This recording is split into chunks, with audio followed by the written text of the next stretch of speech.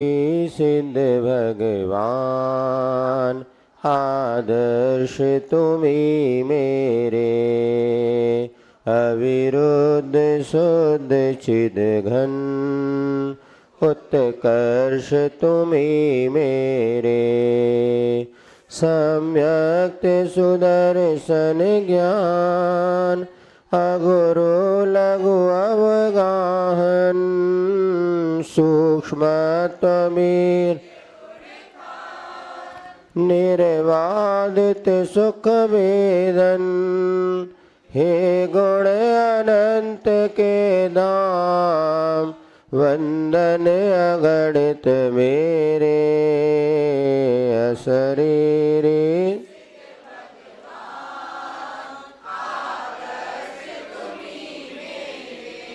रागादिरहित निर्मल, जन्मादिरहित अविकल रह, कुल गोत्र रहित निष्कुल, मायादिरहित निश्चल, रहते निज में निश्चल, निष्कर्म साध्य मेरे, अशरीरी सिद्ध भगवान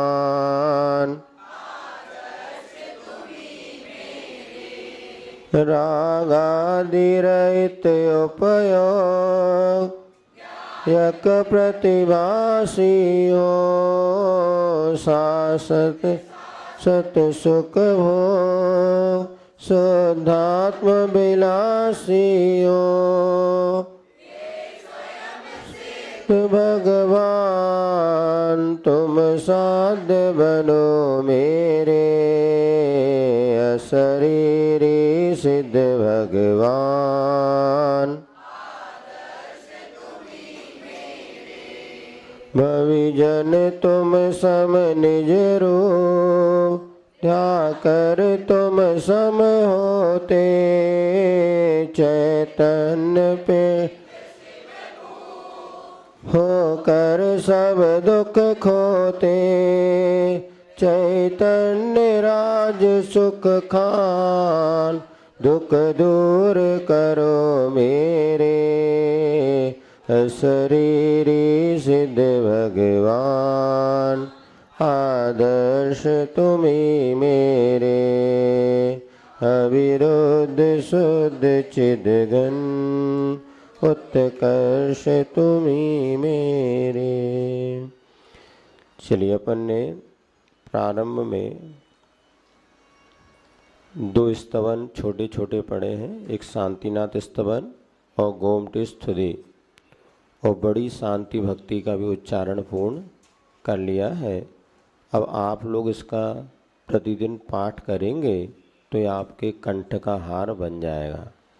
इसीलिए अब आगे अपन और चीज़ पढ़ते हैं। एक सरस्वती नाम स्तोत्र है, प्रायः बहुत से बच्चों को याद भी है।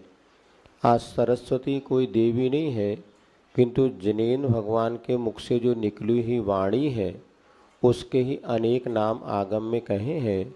तो यहाँ पर 16 नाम के माध्यम से सरस्वती अर्थात जिनवाणी की स्तुति की है, और ये बहुत सरल है। इसमें इसका वर्णन भी है। तो जैसे अपन जिन सहस्र नाम पढ़ते हैं तो 1008 नाम होते हैं, उसमें शंकर भी है, अर्धनारीश्वर भी है, ब्रह्मा भी है, विष्णु भी है, त्रयंबक। तो लेकिन ये सब नाम जिनेन्द्र भगवान के ही हैं। नाम क्या है? नाम तो एक ही जैसे रहेंगे, किंतु अर्थ हम उसका अलग अलग निकालते हैं। सम करोति शंकरः, जो सम यानी सुख को करने वाले हैं वो शंकर हैं। तो जिनेन्द्र भगवान ही ऐसे जो सच्चे सुख को करने वाले हैं। शिव भक्तांबर में आता ना, त्वामव्ययम नहीं ब्रह्म, हाँ अनंग के, तो ये उसमें जो नाम आते हैं ब्रह्मा है, विष्णु है, हाँ, इसी प्रकार से यही इस प्रकार से यहाँ पर अपनों को समझना है कि वो नाम यहाँ पर होते हुए माँ जिनवाणी के नाम हैं। ये कोई ऐसी देवी नहीं है जो कि जिसकी अधिष्ठात्री कोई देवी हो ज्ञान की, किसकी आराधना करने से हमें ज्ञान मिलता है, ऐसा नहीं है। किंतु प्रतीक रूप में जिनवाणी की भी प्रतिमा का निर्माण किया। कई जगह जैन सरस्वती के नाम से प्राचीन प्रतिमा भी मिलती है, लेकिन उसके ज़्यादा स्थापना नहीं होती। श्रुत स्कंद बनाया जाता है, एक वृक्ष, उसमें पूरे द्वादशांग की वो। अन्यथा क्या हो जाएगा, वो जिसको हमने प्रतीक माना था, कल वो लोग उसको साक्षात देवी मान करके पूजने लग जाएंगे। तो जिनेंद्र भगवान के मंदिर में वीतरागता का अस्तित्व पूर्ण था, कब खत्म हो जाए भरोसा नहीं, क्योंकि पंचम काल है, इसमें मिथ्यात्व की बहुलता है। लोग वीतराग छोड़ के सरागता की ओर इतनी जल्दी चले जाते हैं, और वो सबको बहुत सहज और अच्छा मार्ग लगता है, लेकिन नहीं, वीतरागी मार्ग मिलना बहुत दुर्लभ है। तुम ना पिछान्यो आन्य मान्या दे विविध प्रकार। वो तो अपना पुण्य है कि आज गुरुवर विद्यासागर जी महाराज यहाँ पर आए, और उन्होंने जिस तरह से बुंदेलखंड की जो प्राचीन परंपरा थी उसको जीवित रखते हुए वीतरागता का मार्ग हमें दिया। नहीं तो आज ये स्थिति है, कई जगह अपने मंदिरों में भी भगवान के सामने कोई एक आरती लगाएगा तो अन्य देवी वो कहना चाहिए क्षेत्रपाल आदि के साथ में 5-5 दीपक रखते। उनको पता ही नहीं कि वास्तव में हमारा कल्याण किसके माध्यम से। कई लोगों को नहीं पता, बोले महाराज भगवान को भी एक अर्घ चढ़ाते हैं और वस्त्रधारी को भी एक अर्घ चढ़ाते हैं। हमने कहा भाई वस्त्रधारी अपने आप पूजनीय है नहीं, यदि उनके रक्षक के स्थान पे मंदिर में कहीं स्थान भी है तो अष्टद्रव्य या अर्घ से कभी पूजनीय वो हो ही नहीं सकते। क्योंकि चतुर्निकाय के देख में अगर देवगति के देव भी हैं तो हमारे द्वारा पूजनीय नहीं है, वो हमारे साधर्मी हैं।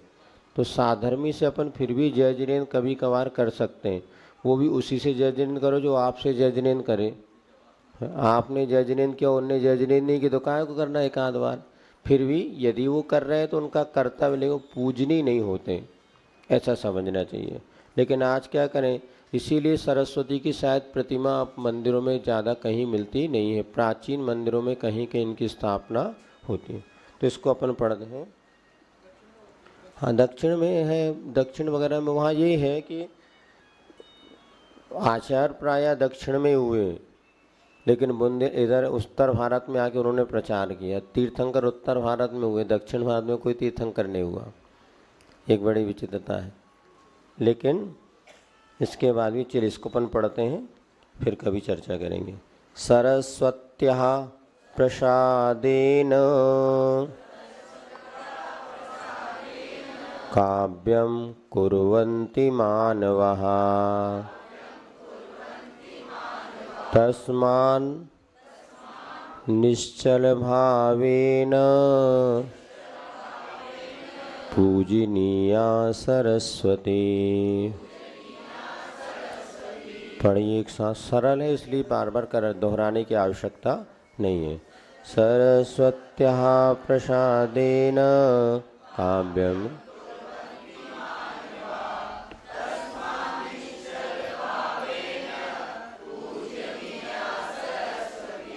अब यहाँ पर कह रहे हैं सरस्वती के प्रसाद यानी कृपा से मनुष्य जन काव्यम कुर्वन्ति, काव्य की रचना करते हैं। तस्मात् निश्चल भावेन, इसलिए निश्चल भावों से सरस्वती की पूजा करना चाहिए, पूजनीय उसका आदर करना चाहिए। अब सरस्वती क्या है तो बताते हैं। श्री सर्वज्ञ मुखोत्पन्ना भारती बहुभाषणी अज्ञानतिमिरं हन्ति विद्या बहुविकासनी।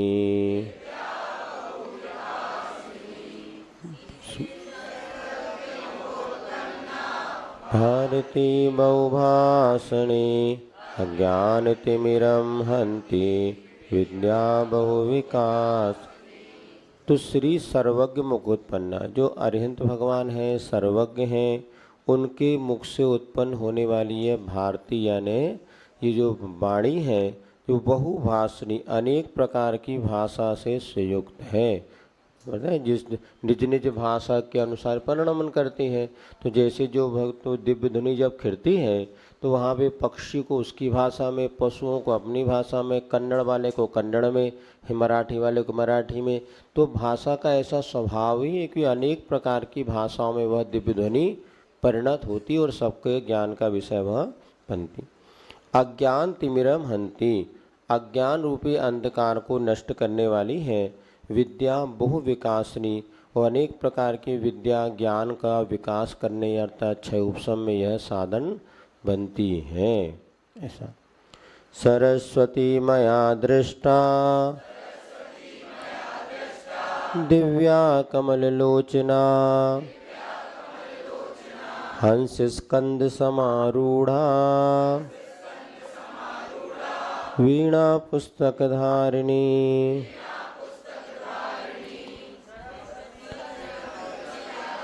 दिव्या कमललोचना हंस स्कंद समारूढ़ा।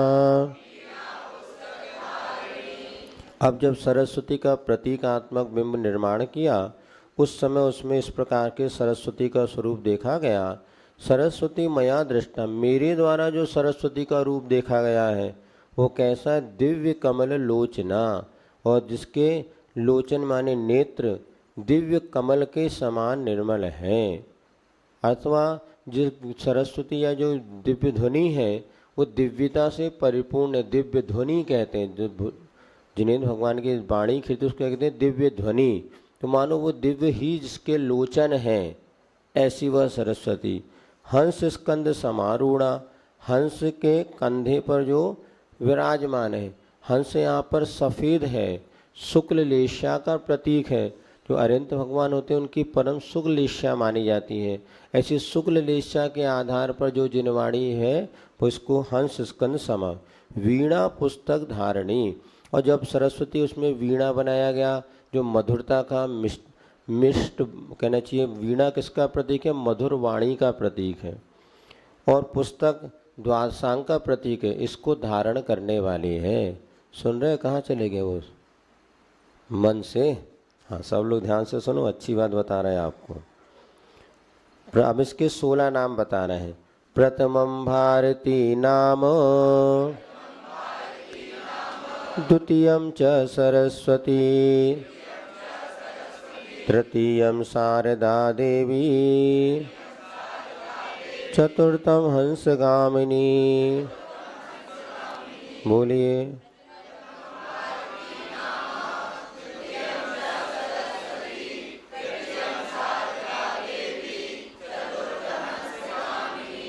ये इनके नाम ही समझना। भारती नाम है, सरस्वती नाम है, शारदा है और हंसगामिनी। हंस से अपन शुक्ल ईशा का प्रतीक ले सकते। पंचमम विदुषा माता, षष्ठम वागीश्वरी तथा कुमारी, सप्तमम प्रोक्तम, अष्टमम ब्रह्मचारिणी। बोलिए। पंचमम विदुष अनुसार है ना, पंचमम।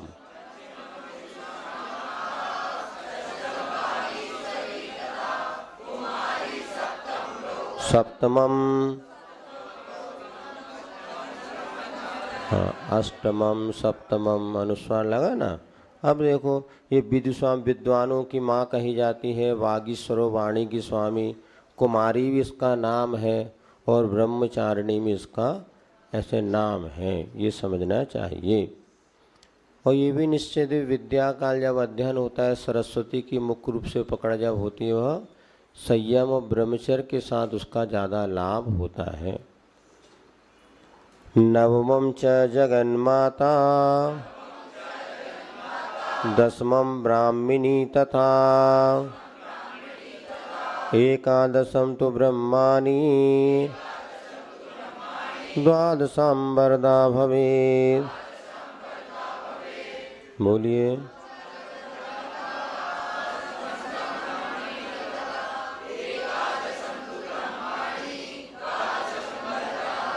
इसी प्रकार जगत माता, ब्राह्मणी, ब्रह्माणी और वरद, वरद माने श्रेष्ठ, वर माने श्रेष्ठ, द माने देने वाली, श्रेष्ठता को देने वाली है वरदा। वाणी त्रयोदशम नाम भाषा चैव चतुर्दशम पंचदशम च श्रुतदेवी षोडशम गौर्निगद्यते। बोलिए।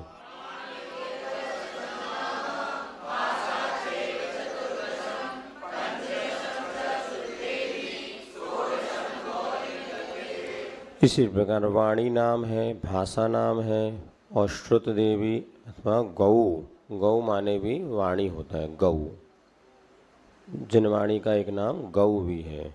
इस प्रकार से 16 नाम निगद्यते माने कहे गए हैं। एतानि श्रुत नामानि प्रातरुत्थाय यः पठेत् तस्य संतुष्यति माता शारदा वरदा भवेत्।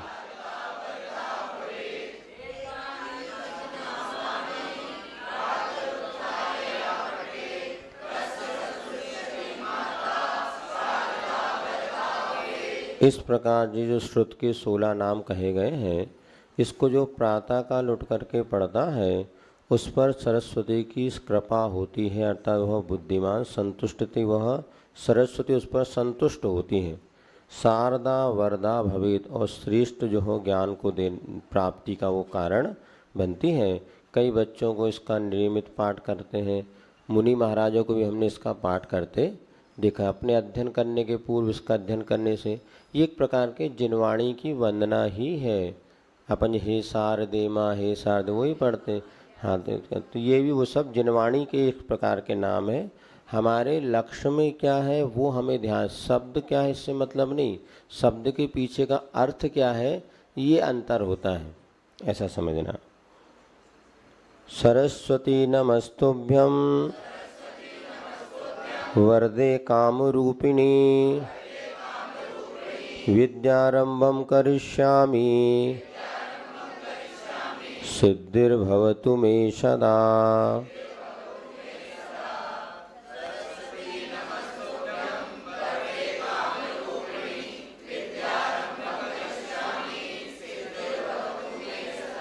इस प्रकार से सरस्वती को आपके लिए नमस्कार हो। और वरदे काम रूपिणी, मन वांछित फल को देने वाली है, ऐसी विद्या का मैं प्रारंभ करता हूँ और मेरे कार्य की सिद्धि हो। इस प्रकार से जैसे अपन पढ़ते हैं देव शास्त्र गुरु तीनों का विनय होना चाहिए। तो देव और गुरु तो अपने सामने साक्षात मूर्तिमंत दिखते हैं, किंतु शास्त्र जो है वो तो ग्रंथ के रूप में लिपिबद्ध है। अब इसकी भी जो हम विनय क्या करते हैं, तो जैसे हम लोग स्वाध्याय करते हैं तो शुद्ध भक्ति करते हैं। इसी प्रकार सामान्य व्यक्ति क्या तो ये सरस्वती पाठ पढ़ सकते हैं, इसके माध्यम से शुद्ध की भक्ति होती है और ये हमारे बुद्धि के क्षय उपशम को बढ़ाने का कारण बनती है। आज हर व्यक्ति अपने आप को ज्ञानवान बनाना चाहता है, तो ज्ञान की जो सरस्वती उसकी आराधना करें इस स्तोत्र के माध्यम से, तो अपने ज्ञान का क्षय उपशम भी वृद्धिंगर होता है। इस प्रकार से निमित्त है, मूल में क्या होता है उपादान। देव शास्त्र गुरु की भक्ति हमारे उपादान को जागृत करने में निमित्त बनती है। तो सरस्वती की कृपा हम पर हो जाएगी ऐसे नहीं, ये तो एक एकांत कथन पद्धति है। जैसे दिन तू समाही चमे वोहिम, हे भगवान मेरे लिए समाधि दो, रत्नत्रय दो। तो क्या कुंदकुंद आचार्य नहीं जानते थे भगवान देते नहीं लेते नहीं? स्वयं आचार्य कुंदकुंद स्वामी ने कहा हे भगवान हमारे लिए समाधि प्रदान करो, हमारे लिए बोधि रत्नत्रय प्रदान करो, आरोग्य नान लाहम, आरोग्य का लाभ हमें प्रदान करो। ऐसा कुंद आचार्य से अभी अपन पढ़ेंगे ना, कल ये पढ़ते हैं, इसमें सब दिया। तो ये हमारा व्यवहार है कि इस देव साध गुरु की कृपा से हमारा मोक्ष मार्ग प्रशस्त होगा, तो आप ही हमारे लिए सन्मार्ग को प्रदान करें। ये व्यवहार, इसलिए व्यवहार को व्यवहार के रूप में स्वीकार करना चाहिए। जब निश्चय में अपन चले जाते हैं तो भैया कोई किसी का करता नहीं, सब अपने अपने परिणामों से हो रहा है। लेकिन व्यवहार की अपेक्षा देखते हैं तो एक दूसरे के निमित्त से हमारे परिणामों में अंतर आता है। इसीलिए देव शास्त्र गुरु की भक्ति भी अत्यधिक उत्साह के साथ करना चाहिए। इससे हमारे अशुभ कर्मों का क्षय होता है, पुण्य का संचय होता है और कार्य की निर्विघ्नता होती है। सो यहाँ पर संक्षेप में आपको यह सरस्वती नाम स्तोत्र था वो पढ़ाया। संस्कृत में है किंतु सरल है, 9 छंद हैं। इसको सब आप लोग पढ़ेगा तो स्मरण का विषय बन जाएगा। चलिए आगे क्या करना है। चलो एक ये स्तुति पढ़ लेते हैं 5 नंबर की, फिर उसके बाद अपन 5 नंबर पेज पर। भो आचार्याः श्रीविद्यासागराः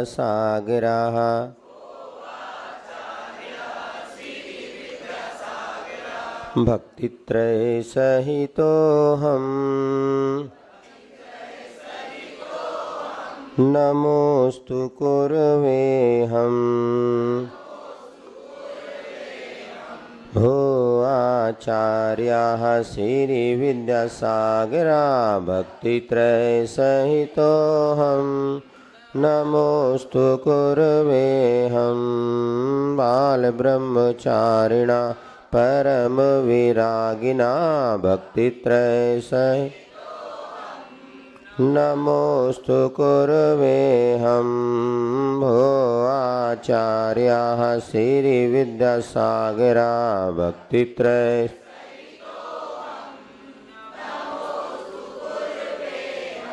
अनुपम ज्ञानिनः भेदविज्ञानिनः भक्तित्रय सहितोऽहम्।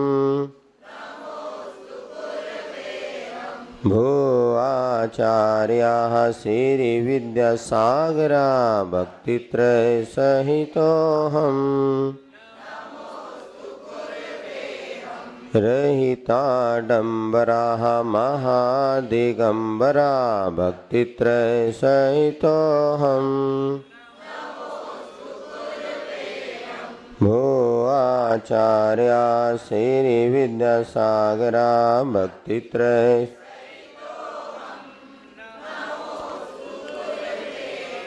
मुनिगणनायकाः दुरितविनाशका भक्तित्रय सहितोऽहम्। भो आचार्याः श्रीविद्यासागरा भक्तित्रय सहितोऽहम्। भव्यशरीरिणा महामनीषिणा भक्तित्रय सहितोऽहम्। आचार्याः श्रीविद्यासागरा भक्तित्रय सहितोऽहम्। धर्म प्रभावकाः धर्म प्रबोधका भक्तित्रय सहितोऽहम् नमोस्तु कुर्वेऽहम्। भो आचार्या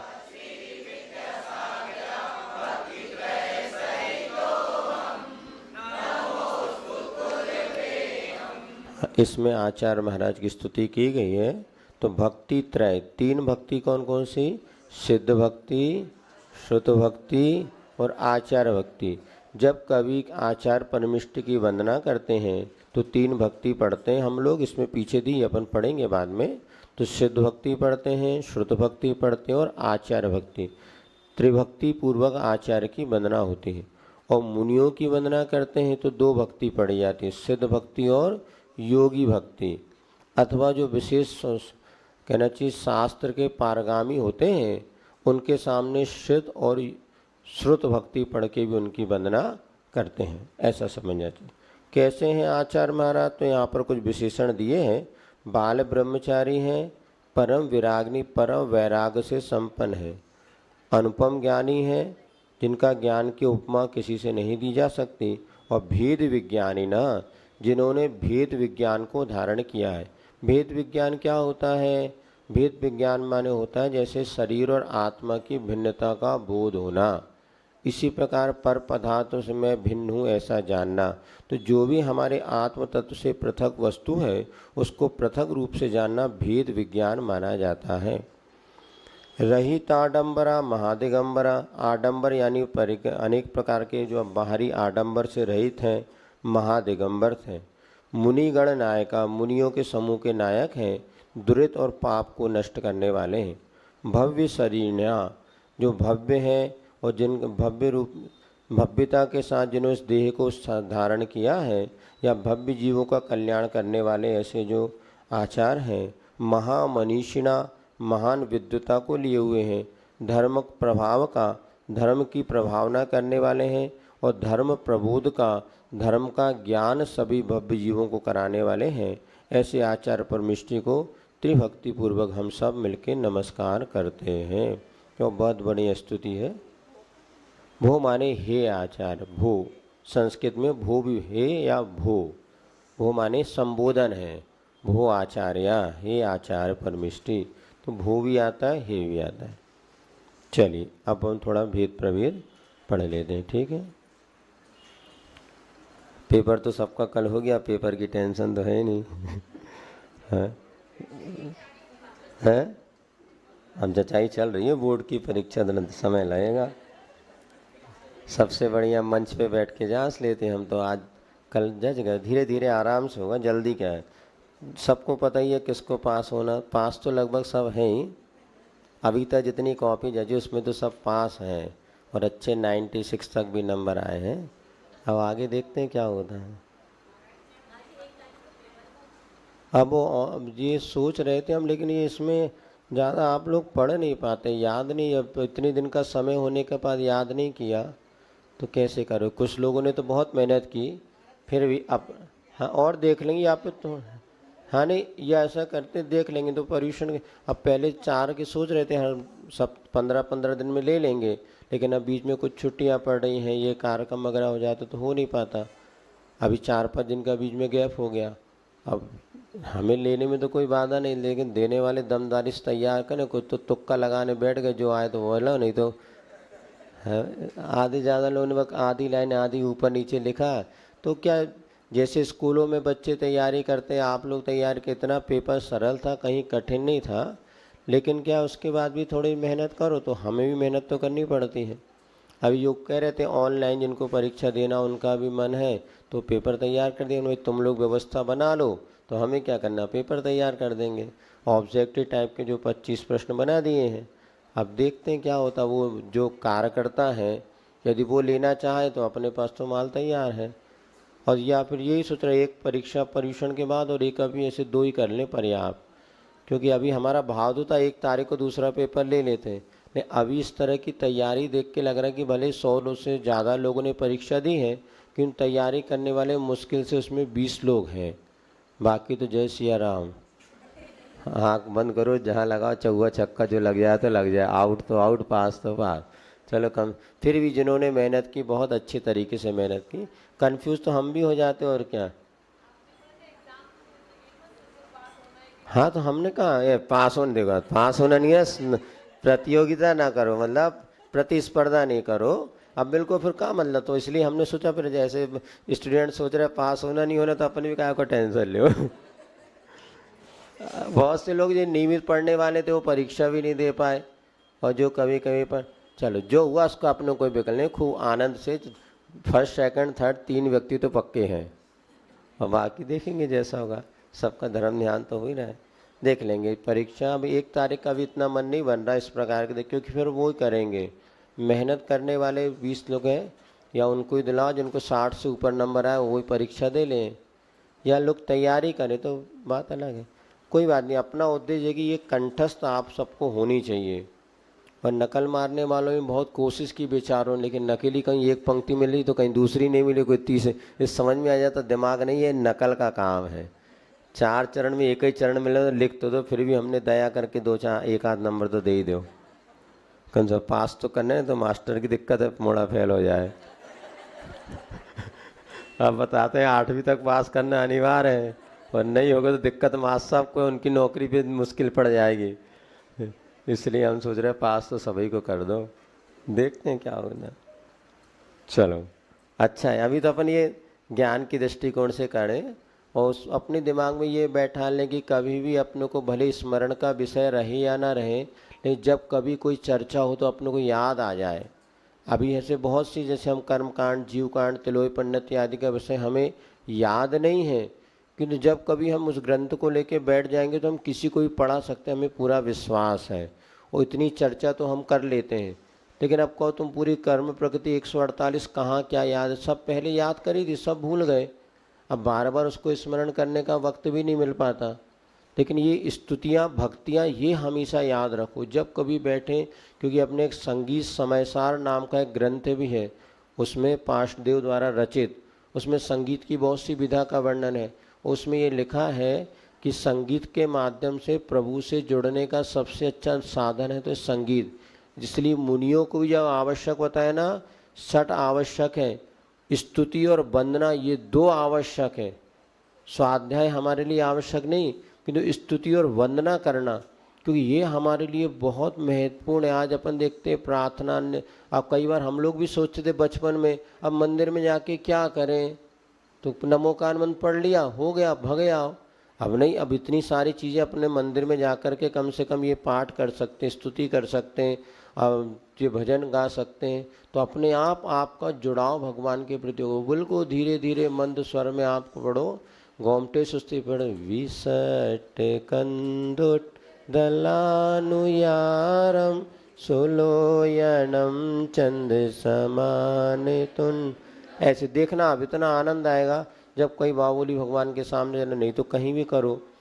शांतिनाथ समग्र तत्व दर्पणम, ये सब याद होना चाहिए, सब नियम ये लोग कंठस्थ करना ही है। हमने आपको बताया था ना, अभी छतरपुर में हमारा वर्षा योग हुआ था, मतलब 70 साल की दादियों ने पूरा द्रव्य संग्रह याद किया।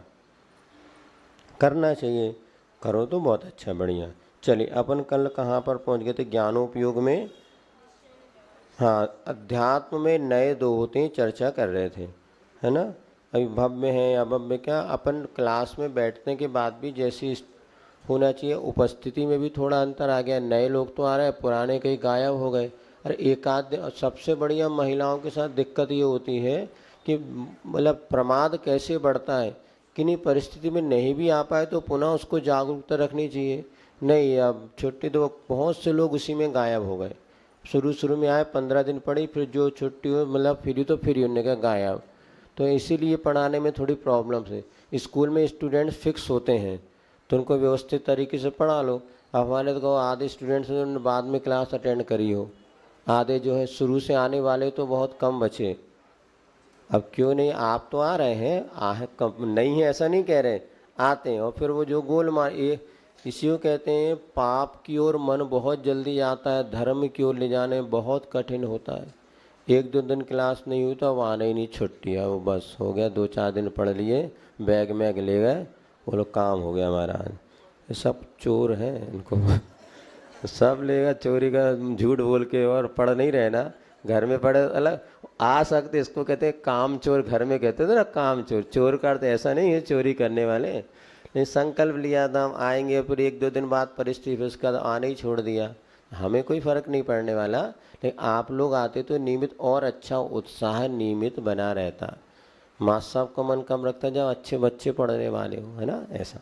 चलिए, हाँ, परीक्षा के बहाने पढ़ लेते हैं, लेकिन वो पढ़ाई का उद्देश्य अपना नहीं, अपना उद्देश्य कुछ सीखें।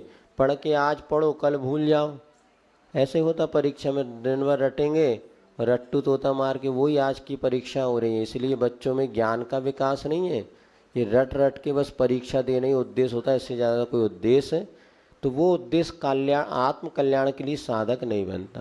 रट के तो कुछ भी कर लो, तुक्का मार लो, पास हो जाओ, उसमें कोई बड़ी बात नहीं है। लेकिन ये ज्ञान अपने भीतर पहुँचेगा ना, तो भव तक आपके लिए आनंद का कारण बनेगा। भव तक ये ज्ञान साथ में जाता है, एक भव में नहीं, ऐसा।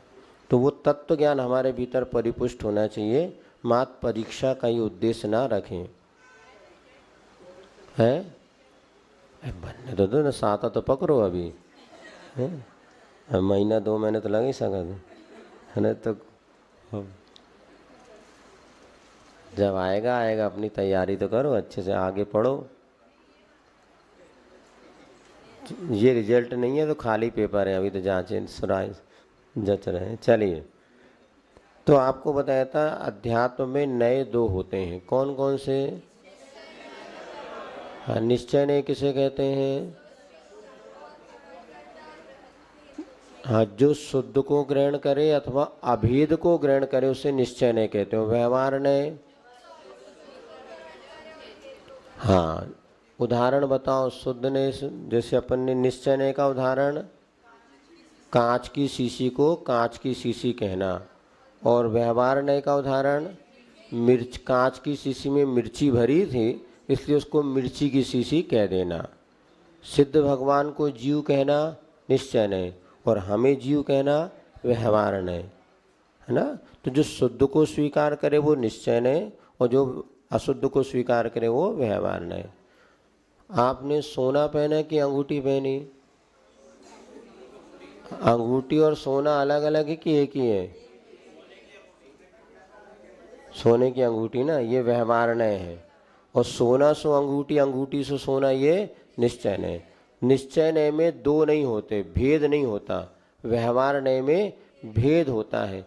आपने कह दिया मेरा ज्ञान, तो ये हो गया व्यवहार, और ज्ञान सो मैं और मैं सो ज्ञान, तो ये हो गया निश्चय। निश्चय में अभेद होता है, व्यवहार में भेद होता है। ये समझें, इसका उदाहरण आपको बता दिया था। तो नए एक प्रकार की दृष्टिकोण होता है, देखने का तरीका, ठीक है ना। ऐसा चलाया था। चलो अच्छे, सावधानी से देखो। हाइकू में तो बहुत से लोगों ने चीटिंग करी, लिखा ही नहीं पाए, फिर भी जो मन में आया। उन्हें ना भूले जिनसे बचना है, समय समय पे, समय समय पे 7 मात्रा हो गई भैया, इसमें 5 7 5 चाहिए, अक्षर चाहिए था, वक्त वक्त पे। तो उसमें कितने आए थे? एक ज्ञान, अन्यथा स्वान, ये 2 आचार सीखे, अपनी कमी, बाकी तो 3 होते। हाँ, अपनी कमी सहज स्वीकारो, दुख दूर हो। जो भी मिला, जो जैसा मिला स्वीकारो समता से, भला ही होगा। प्रसन्नता तो सफलता में छुपी, मूल किसका। चलो बढ़िया है। जो कुछ पेपर रखे खाली, इसको चाहिए वो ले जा लेना। हाँ, तो ये हो गया। अब परमात्मा अपन ने 3, तो बहिरात्मा, अंतरात्मा और परमात्मा। तो आचार परमिष्टि कौन सी आत्मा? अंतरात्मा। और अरिहंत भगवान, हाँ, अरिहंत परमात्मा की जोड़ी बनाई थी, और सिद्ध और अमुक्त की बनाई थी, और इसी। तो चलो ठीक है। हाँ, वही तो गलत कर दिया, वो तो बाहर निकलने के बाद समझ में आती है। और परमात्मा जो है वो 2 प्रकार के हैं, सकल परमात्मा और सकल परमात्मा। माने कल माने होता है शरीर, शरीर सहित भगवान और शरीर रहित भगवान। अपने यहाँ दोनों प्रकार के भगवान भी और अल्लाह भी है। अल्लाह ईश्वर तेरे नाम। तो जो शरीर सहित भगवान को भी अपन मानते हो, शरीर रहित भगवान को। तो सिद्ध भगवान जो है वो शरीर रहित होते हैं, और अरिहंत भगवान जो है शरीर। तो सकल परमात्मा में अरिहंत भगवान जो है वो सकल परमात्मा, और सिद्ध भगवान जो है वो निकल परमात्मा। इसलिए अपने यहाँ दोनों प्रकार का ईश्वर है, सगुण और निर्गुण पढ़ते हैं वैष्णव दर्शन में। तो जो अपने यहाँ भगवान बिल्कुल कोई भगवान नहीं दिखता वो भी सही है, और दिखते हैं भगवान वो भी सही है। अरिहंत भगवान दिखते हैं और सिद्ध भगवान दिखते नहीं है, ठीक है ना। तो दोनों प्रकार के परमात्मा अपने यहाँ है। तो जो सकल परमात्मा होते हैं, अरे ये तो संसार में ही हैं, इनके गुणस्थान होते हैं। और निकल परमात्मा माने सिद्ध भगवान, मुक्त जीव, ये गुणस्थान से रहित होते हैं, इनके 8 कर्म समाप्त हो चुके होते हैं। अरिहंत भगवान के तो 4 ही कर्म नष्ट होते हैं। आ रही समझ में? सकल परमात्मा के कितने कर्म नष्ट हुए? 4, और निकल परमात्मा के 8 कर्म नष्ट हो गए। तो सिद्ध भगवान कौन से परमात्मा? निकल परमात्मा, और अरिहंत भगवान सकल परमात्मा, इतना ही। अब यहाँ पर आश्रव 2 प्रकार के हैं, ये बतला रहे हैं। आश्रव माने होता है कर्मों का आना। इसके पहले अपन 7 तत्व को देख लेते हैं, तो उससे अपने को क्लियर हो जाएगा आश्रव किसे कहते हैं। पेज नंबर 59 पर तत्व 7 होते हैं। कौन कौन से? जीव, अजीव, आश्रव, वंद, संबंध, निर्जरा और मोक्ष। तत्व किसे कहते हैं? तो जिसका जो स्वरूप है उसको उसी रूप में स्वीकारना, सो तत्व कहलाता है। विज्ञान में बहुत सारे तत्व वगैरह होते हैं, लेकिन जैन दर्शन अनुसार ये 7 तत्व होते हैं। जैसे पहला तत्व है जीव तत्व, तो जिसमें जीवत्व पाया जाए वो जीव कहलाता है।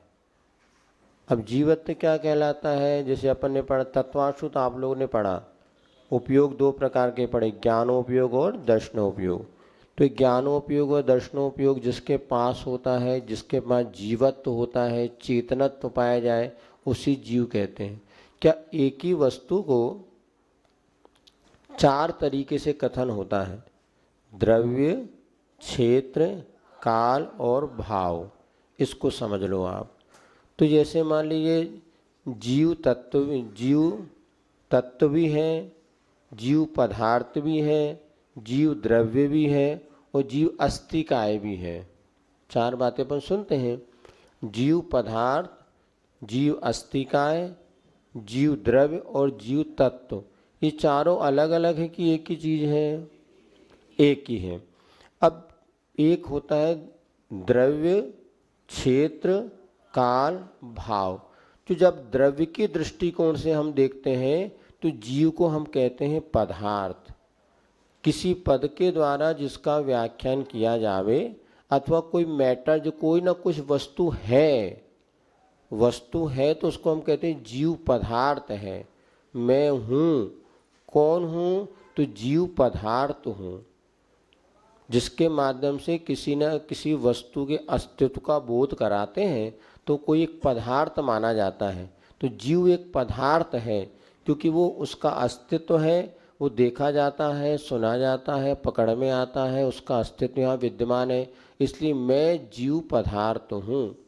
अब दूसरा जीव अस्तिकाय। क्षेत्र की अपेक्षा हम देखते हैं तो असंख्यात प्रदेशी है अथवा तीन लोक में फैल करके रह सकता है, तो जीव अस्तिकाय है। अस्ति माने रहना और काय माने असंख्यात प्रदेशीपना। तो जीव अस्तिकाय कब कहेंगे अपन? जब क्षेत्र की चर्चा होगी। जैसे पंचास्तिकाय नाम का एक ग्रंथ लिखा आचार्य कुंदकुंज स्वामी ने, उसमें कहा जीव कितना बड़ा है? तो वैसे तो जीव असंख्यात प्रदेशी है। एक जीव के कितने प्रदेश हैं? असंख्यात प्रदेश। और कहाँ रहता है? अब चाहे तो छोटे से एक चींटी के शरीर में भी रह जाए और हाथी के शरीर में भी रह जाए, और वही आत्मा जब प्रदेश फैला देते समुद्रघात के समय तो पूरे तीन लोक में प्रदेश फैल करके वो आत्मा रह सकता है। इस अपेक्षा से जीव अस्तिकाय कहा। है ना समझ में? अस्ति माने है और काय माने अनेक प्रदेश वाला है। तो जीव को अस्तिकाय क्यों कहा? क्योंकि वो इतने क्षेत्र में फैल करके रहता है। तो क्षेत्र की अपेक्षा जीव को क्या कह दिया? अस्तिकाय। अब एक द्रव्य संग्रह ग्रंथ है, उसमें जीव द्रव्य कहा है। तो क्योंकि जीव पहले था, अभी है और आगे रहे, काल की विवक्षा में जब हम देखते हैं तो जीव को हम जीव द्रव्य कहते हैं। मैं जीव द्रव्य हूँ। क्यों? पहले था, अभी हूँ, आगे भी रहूँगा। जब काल की विवक्षा में आएगी तो मैं क्या कहलाऊँगा? जीव द्रव्य। आए समझ में? अब तीसरा होता है भाव। द्रव्य, क्षेत्र, काल, भाव। तो भाव की भी किसे कहते हैं? उसका भाव पना। जैसे पानी का शीतलपना। तो जीव का क्या है? जीवत्व। ये उसका स्वभाव है। जीवत्व माने सुख दुख का संवेदन करना, ज्ञान दर्शन चेतना, ये जिसमें पाई जाए वो जीवत्व माना जाता है। तो जीवत्व जिसके पाया जाए वो जीव तत्व कहलाता है। तो मैं जीव तत्व हूँ। क्यों? क्योंकि मैं सुख दुख का संवेदन करता हूँ। माइक अजीव तत्व है। क्यों? क्योंकि सुख दुख का संवेदन इसके पास जीवत्व नहीं पाया जाता, इसके पास अजीवत्व पाया जाता, जड़त्व पाया जाता। तो जहाँ पर तत्व माने उसके भाव की प्रधानता हो, वहाँ पर हम कहते हैं जीव तत्व। आया समझ में? तो द्रव्य, क्षेत्र, काल, भाव, इनकी विवक्षा लगाना। तो द्रव्य की अपेक्षा मैं कौन हूँ? जीव पदार्थ। क्षेत्र की ओर देखता हूँ तो जीव अस्तिकाय, और काल की अपेक्षा देखते हैं मैं जीव द्रव्य हूँ, और भाव की अपेक्षा देखते हैं तो मैं जीव तत्व हूँ। आई बात समझ में? ये पंडित सहजानंद जी वर्णी ने अपने द्रव्य संग्रह की टीका में ये बात बताई, तो सब समय बहुत क्लियर हुए। हम भी समझने थे कई बार, अरे जीव तत्व है कि द्रव्य है कि पदार्थ है कि अस्तिका है, तो है तो एक ही वस्तु, लेकिन चारों की विवक्षा में अलग अलग है। जैसे एक ही बेटी है, जब ससुराल में है तो बहू है, घर में है तो बेटी है, और भाई के पास है तो बहन है, तो है तो एक ही, लेकिन अनेक। इसी प्रकार द्रव्य, क्षेत्र, काल, भाव की दृष्टि से परिवर्तन समझना चाहिए। तो सबसे पहले अपने यहाँ पे तत्व 7 होते हैं। इसी को कुंद को स्वामी ने 9 पदार्थ कह दिया, पुण्य पाप और मिला करके। तो जीव तत्व माने जिसमें सुख दुख का संवेदन करने की क्षमता हो, अथवा जिसमें चेतना गुण पाया जाए, वो कहलाता है जीव तत्व। इससे विपरीत जिसमें सुख दुख का संवेदन करने की क्षमता ना हो, जड़त्व जिसमें पाया जाए, उसे कहते हैं अजीव तत्व। और इसके बाद जब जीव और जीव मिलते हैं तो कर्मों का आना होता है। तो जो कर्म आत्म प्रदेश की ओर, आत्मा की ओर आते हैं, इसको आश्रव तत्व कहते हैं। तो वास्तव में देखा जाए तो कर्मों का आना ऐसा नहीं होता जैसे आप घर से यहाँ आए। हमारी आत्मा के एक एक प्रदेश पर अनंतानंत पुद्गल परमाणुओं के स्कंद बने हुए हैं। एक बार हमने शायद बीच में बताया था, वो कर्म के रूप में परिणत होते हैं। जैसे हमने राग के क्रोध किया, तो क्रोध करते से ही वो आत्मा के साथ जो पुद्गल के स्कंद चिपके हुए थे, वो कुछ स्कंद लाल रूप में परिणत हो जाते हैं। इसको कहते हैं आश्रव, अथवा व्यवहार की भाषा में कहते हैं जो मोरी से सरजल आवत मोरी तो आश्रव कर्मन को। जैसे पानी, नाली से पानी आता है, इसी प्रकार कर्मों का आना तो आश्रव, ये उदाहरण दिया जाता है। उदाहरण एक देश होता है, तो इसको कहते हैं आश्रव, यानी कर्मों का आना। और दूसरा उसके बाद दिया बंध तत्व। बंध तत्व किसे कहते हैं? आत्मा से कर्मों का बंध जाना। आना और बंधना में अंतर है कि नहीं? जैसे बहुत से लोग मंदिर में आ रहे हैं तो आश्रव है, किंतु बैठ जाए तो बंद हो गया, चले गए तो आए और गए, आया राम गया राम, तो बंद नहीं हुआ। तो बंद में क्या होता है? अभी तक जो लाल सफ़ेद रंग के कर्म स्कंद थे वो लाल में परिणत हो गए, ये तो हो गया आश्रव। फिर आत्मा से चिपक गए तो इसका नाम हो गया बंध। अब एक उदाहरण से और आपको समझा देंगे। तो आश्रव माने आना और बंद माने ठहर जाना, इसको कहते हैं बंद। जहाँ आश्रव है वहाँ बंद तो होता ही है, लेकिन एक ऐसा भी आश्रव होता है जिसमें बंद नहीं होता, उसको ईर्यापत आगे आश्रव बतला देंगे आपको।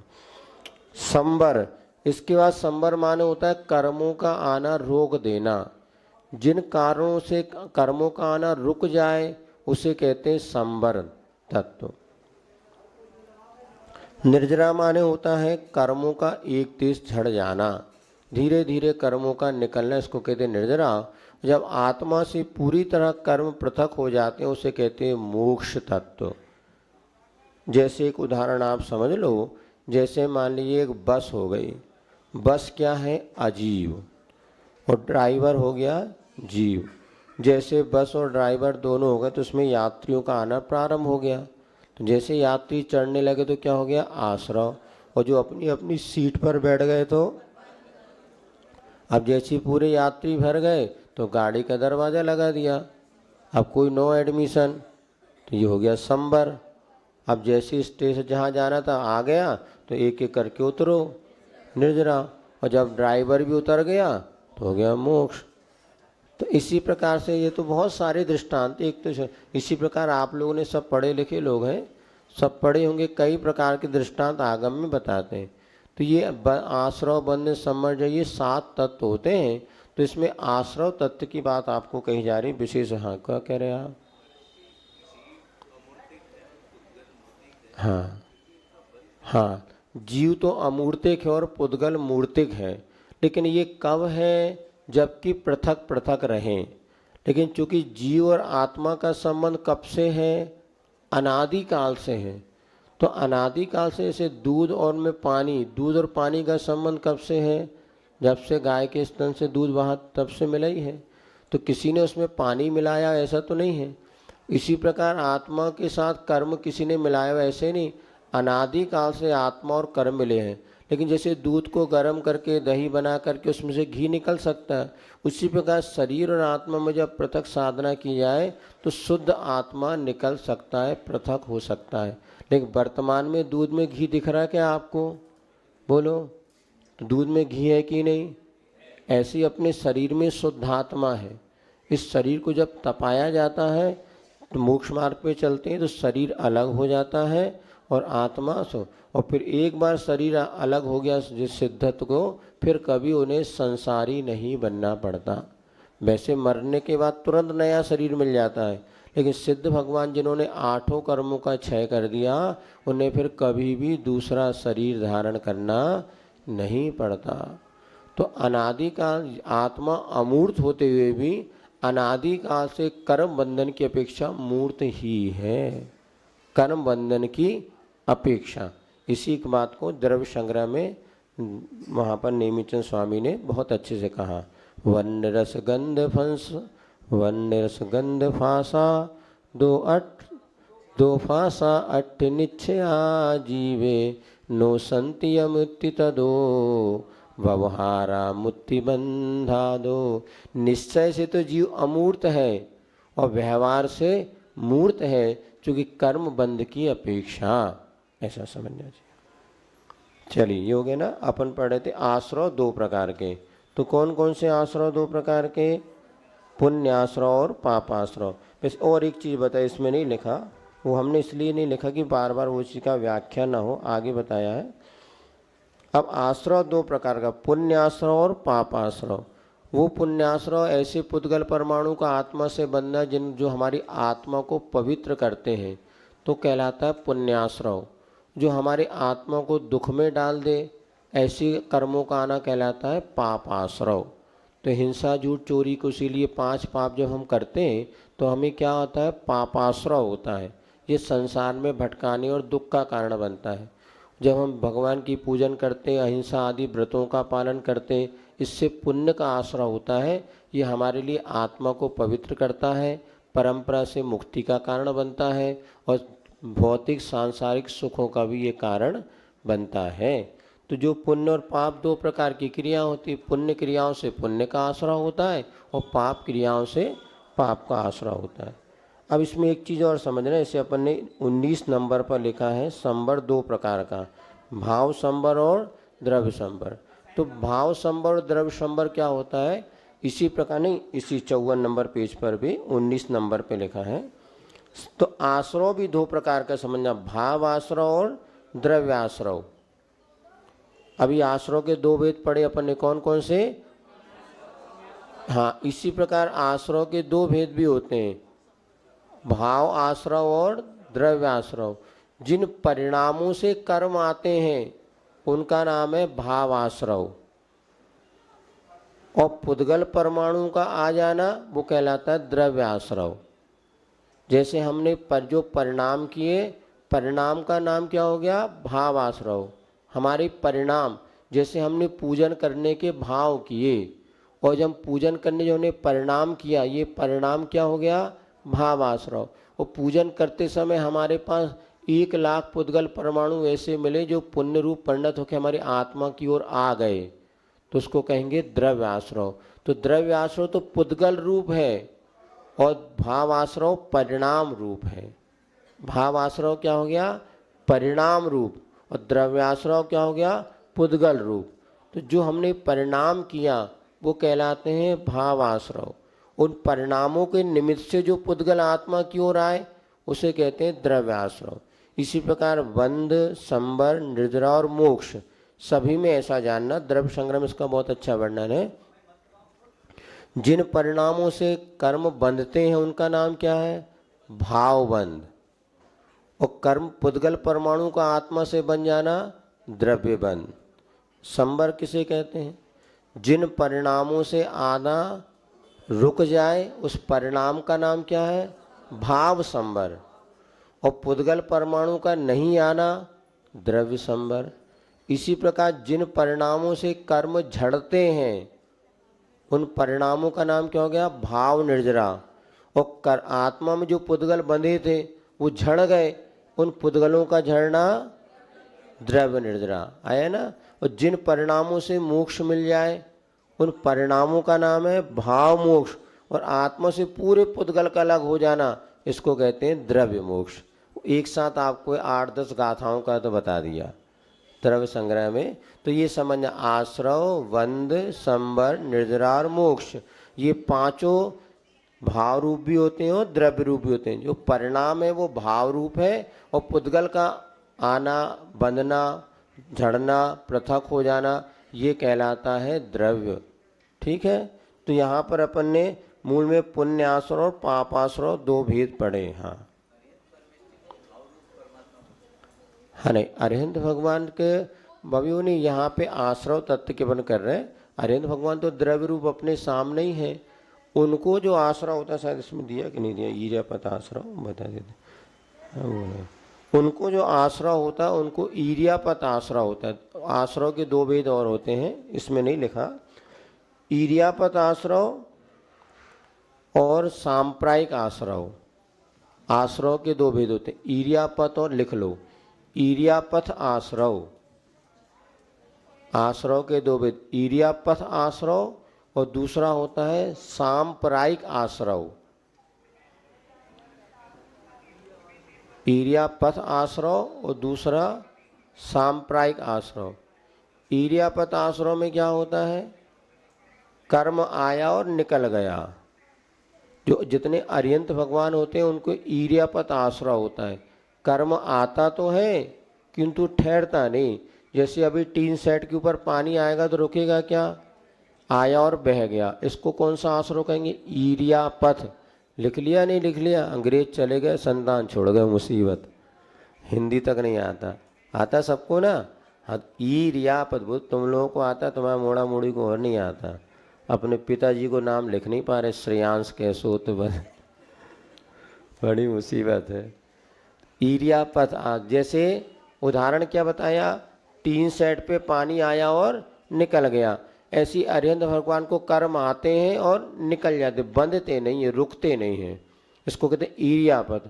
और दूसरा होता है सांप्रायिक आश्रय, जो कर्म आत्मा में बंध जाते हैं, ठहर जाते हैं।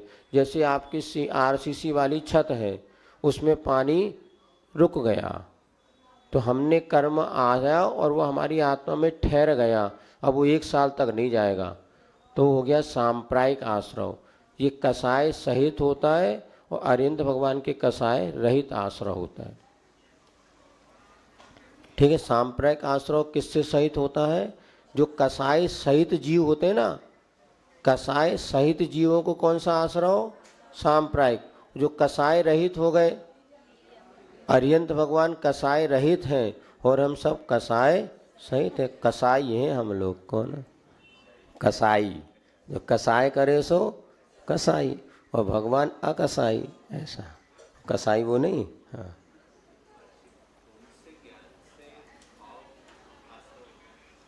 सभी से कोई भी जब कभी द्रव्य आश्रय होगा तो भाव आश्रय पूर्वक ही होगा। पहले हमारे परिणाम होंगे, उसके बाद वो कर्मों का बंध हो जाएगा। तो जो भी हम परिणाम करते हैं उससे कोई ना कोई पुद्गल परमाणु आगे आएंगे, ऐसा, उसी को तो बंध कहते हैं। तो इस प्रकार से आश्रय के बता दिया, पुण्याश्रय और पापाश्रय। आश्रय के 2-3 प्रकार के भेद बता दिया। फिर से पुण्याश्रय, पापाश्रय, भावाश्रय, द्रव्याश्रय, ईर्यापत आश्रय, सांप्रायिक आश्रय। आगे न क्लियर। तो कर्मों का आना इस प्रकार से 7 तत्वों के विषय में ये आपको बता दिया। समय हो रहा है, एक चीज़ और छोटी सी कुछ पढ़ लेते हैं, उसके बाद छुट्टी। कौन सी पढ़ें, चलो पेज नंबर 8 पर। अब कल परीक्षा हो गई, अब टेंशन नहीं करो। क्यों नहीं करो तो बता रहे हैं। जो बीत गए फिर वो जमाने नहीं आते, आते हैं नए लोग पुराने नहीं आते। लकड़ी के मकानों में चिरागों को न रखिए, लकड़ी के मकानों में चिरागों को न रखिए। अब आग पड़ोसी भी बुझाने नहीं आते, आते हैं नए लोग पुराने। ये एक बुजुर्ग व्यक्ति अपनी ज़िंदगी की कथा कह रहा है। इस पेड़ की हर साख तो सूखी ही पड़ी है, इस पेड़ की हर साख तो सूखी ही पड़ी है। पंछी भी यहाँ रात बिताने नहीं आते, आते हैं नए लोग।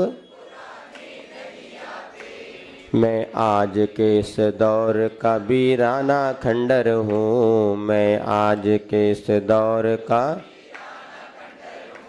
बच्चे भी यहाँ शोर मचाने नहीं आते, आते हैं नए लोग पुराने नहीं आते, जो बीत गए फिर वो जमाने। अब मैं तुम्हें सुनाऊं क्या खूब ये भजन कि सुनने अब मैं तुम्हें सुनाऊं क्या खूब ये भजन, अब सुनने वाले लौट कर वापस नहीं आते, जो वे हैं नए लोग पुराने नहीं आते, जो बीत गए फिर वो जमाने नहीं आते। जिन वाणी के सूझे लोकालोक, सो वाणी मस्तक धरऊं सदा दे। हे जिन वाणी भारती मातोय जपो जिन तैन, जो तेरी शरणा गए सो कायु सरगम करूँ हम। जो कुछ कल के पेपर एक्स्ट्रा बच गए थे ले जाना जिसको चाहिए।